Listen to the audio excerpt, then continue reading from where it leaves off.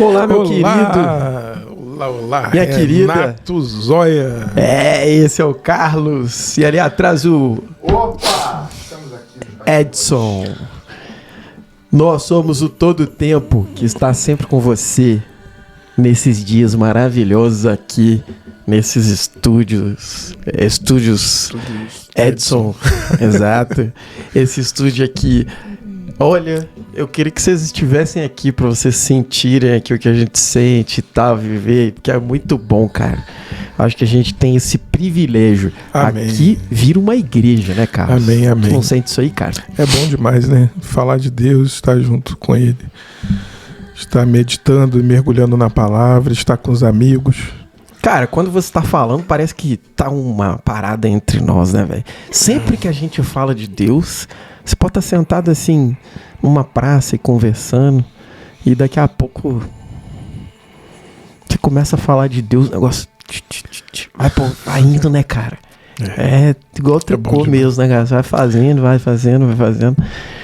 E, inclusive, hoje, velho, hoje eu Renato e as mineirices. Não, cara. Hoje eu tava pegando um sol ali no hall do meu prédio ali. E aí eu falei, vou pegar a Bíblia e vou dar uma meditada ali e ler, pegando um sol, né?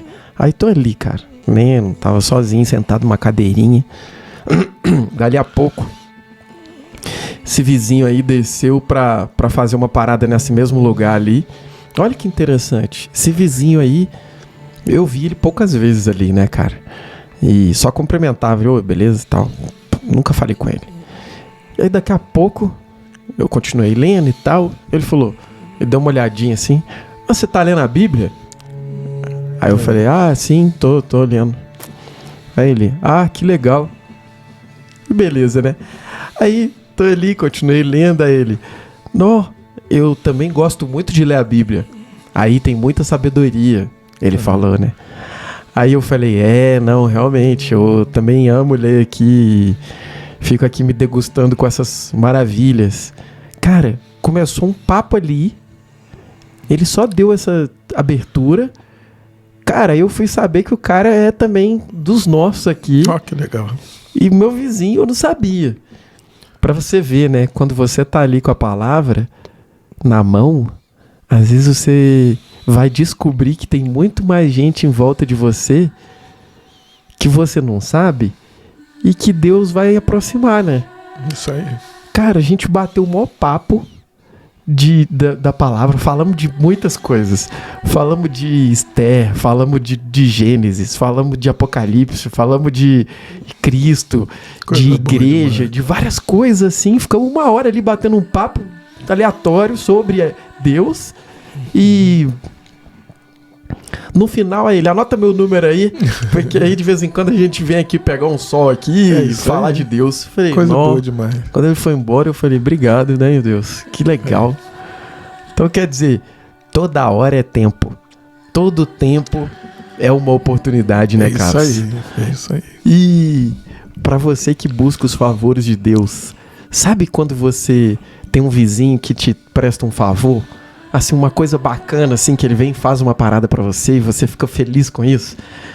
É muito bom ter os favores de desconhecidos, de conhecidos, mas melhor ainda, ter o favor de Deus, cara. Todos nós necessitamos do favor de Deus. Mas nós vamos ler pra você, eu vou, dentro dessa mensagem, o Carlos aqui, vamos procurar falar um pouco sobre isso. Como ter os favores de Deus. Mas não só os de Deus, os dos homens também. Que isso é uma coisa que poderia resumir a nossa vida, né, cara?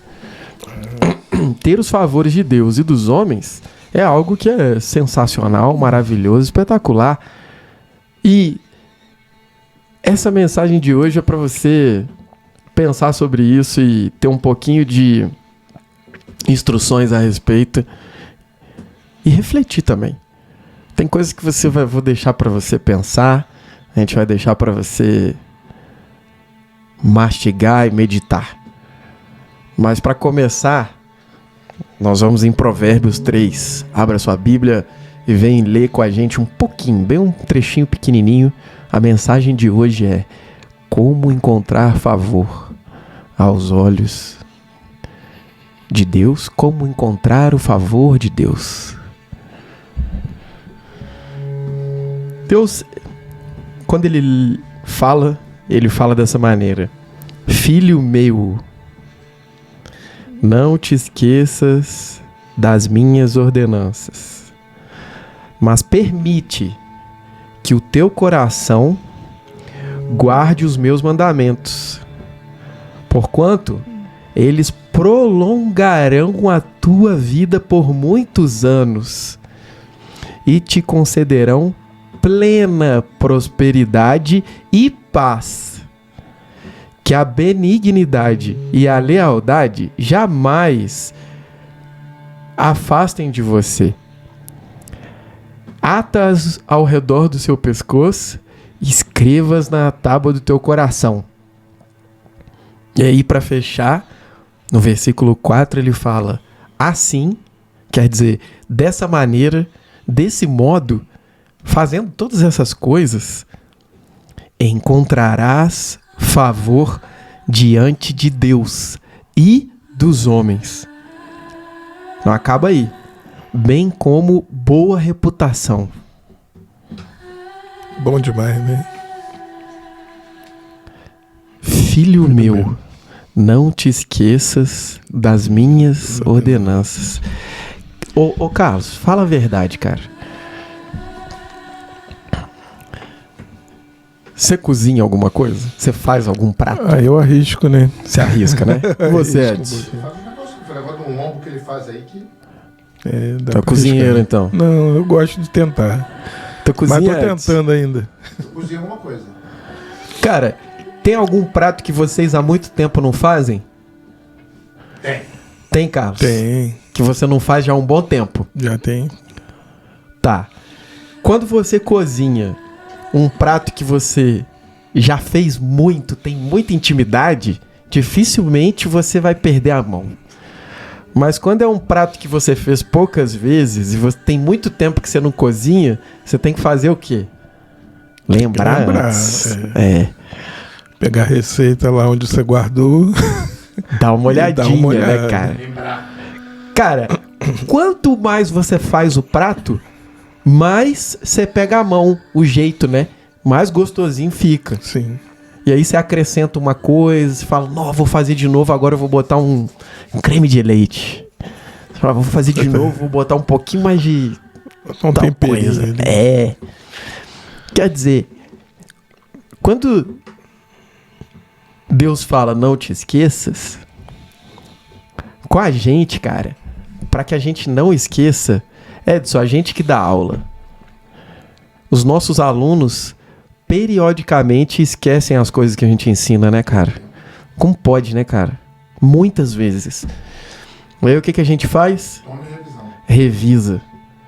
Cara, é sobre isso que ele tá dizendo. Ó, filho meu, não te esqueça das minhas ordenanças. Quer dizer o quê? Cara, leia elas com frequência. Mantenha elas perto de você. Pratique elas e continue fazendo como uma receita. Como um prato que você gosta de fazer, faça ele mais vezes. Não fique muito tempo sem fazer, que você vai esquecer. Mas ele tá dizendo, não esqueça. Mas como a gente tem uma memória meio complexa, aí, tu tem a memória boa? Não, assim. Eu também não tenho muito, não. Os nossos alunos, então, é Edson. Nossa Senhora. Cara, mas diz que a memória ela pode se parecer com um músculo que você pode exercitá-la e melhorá-la. Você pode desenvolvê-la. Isso. Deus aqui está dizendo sobre isso. A gente precisa exercitar nossa memória de que Deus quer. Quem é Ele? Quem é Ele principalmente? Tipo assim, quem que é o Deus que a gente está seguindo? Né? Como que é Ele? De que maneira que Ele faz as coisas? As histórias que eu me lembro de várias, por exemplo, sei lá, história de Ruth, história de Esté, história de Davi, história de Abraão, história de Moisés, história de José, história do As Paulo, histórias da palavra. história de João, histórias com Salomão, histórias até com os discípulos todos ali, Pedro, João, cada um tem uma historinha com ele diferente. Cara, nessas histórias, quando você lê, você consegue captar o caráter de Deus, a maneira que ele faz as coisas. E porque só ler as histórias, às vezes elas ficam por elas. Quando a gente lê, a gente tenta aprofundar um pouco mais, né? E captar isso aí.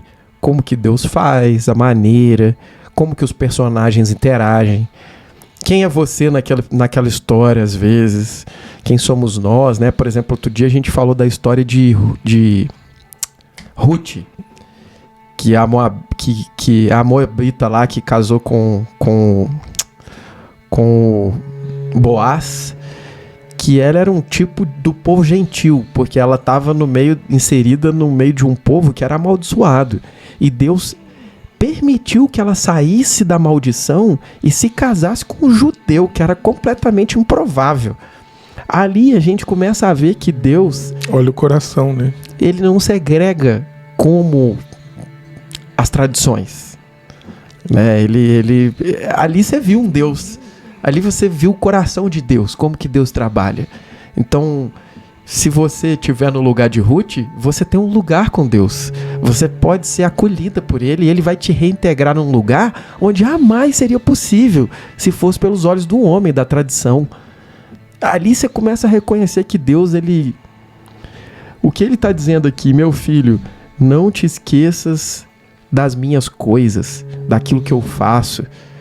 Permita que o teu coração as guarde lá dentro. Para você ver que Deus está dizendo que a gente precisa permitir que isso aconteça também, né? Que Ele não vai fazer contra a nossa vontade. Que a gente precisa abrir nosso coração e dizer: habite aqui os tesouros do céu. Né? E Ele está dizendo que esse feito aí vai prolongar a nossa vida por muitos anos e te concederão plena prosperidade e paz. Cara, quando você guarda essas coisas no coração, o próximo passo é você pensar nelas, porque é inevitável. E depois que você pensa nelas, você fala, porque também é inevitável. Tá escrito aqui: a boca fala que o coração vai estar cheio, né? Do que o coração tá cheio. Se Ele tá falando, permite que guarde no teu coração, é porque daqui a pouco sua boca vai pronunciar. E você começa a agir de acordo com aquilo que você pensa, com o que você tem no seu coração. E o fruto disso, Ele tá dizendo: prosperidade, muitos anos de vida e paz. Mexer nas coisas de Deus, entendeu? Tipo assim, pegar as coisas dele e ir botando no seu baú. E o primeiro passo aqui, ele já diz, né? Permite. Você precisa permitir que entre as coisas de Deus no seu coração. Porque quando você está cheio das coisas de Deus, você vai estar transbordando as coisas de Deus. E é aquela história, né, mano? Quando você tá transbordando, você vai dar, né? Você vai doar aquilo, você vai compartilhar, né? Tipo, porque às vezes o que a gente precisa é de compartilhamento, né, cara? A gente não pode ser sozinho.